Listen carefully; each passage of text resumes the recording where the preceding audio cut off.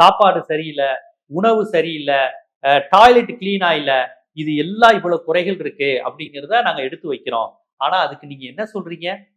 இவ்வளவு குறைகளை தமிழ்நாட்டின் சார்பாக, தமிழ்நாட்டில் இருந்து தமிழர்களின் குரலாக ஒரு நாடாளுமன்ற உறுப்பினர் எடுத்து வைக்கும்போது ஒன்றிய அரசு உடனே எதுக்கு பிளான் பண்ணுது அப்படின்னா, அப்ப நம்ம பிரைவேட் டாக் மாத்திடுவோமா, தனியாருக்கு மாத்தி விடுவோமா அப்படிங்கிற திட்டத்துக்கு தான் போறாங்க. உடனே ரெடியா இருக்கிறாரு, அதானி ரெடியா இருக்காரு, கிரானிக் கேபிட்டலிஸ்டுகள் ரெடியா இருக்கிறாங்க. உடனே இதை யாரா ஒரு பிரைவேட்டுக்கு கொடுத்துடலாம் அப்படிங்கிற டோனுக்கு தான் போறாங்க. ஆமாமா, அரசால பராமரிக்க முடியல, அரசால எதுவுமே செய்ய முடியல. இப்படி சொல்லி சொல்லிதானே எல்ஐசி, பிஎஸ்என்எல் எல்லாத்தையும் இப்ப வந்து நம்ம ஐயோ கையை விட்டு போயிருமோ அப்படிங்கிற நிலைக்கு வந்துட்டோம்.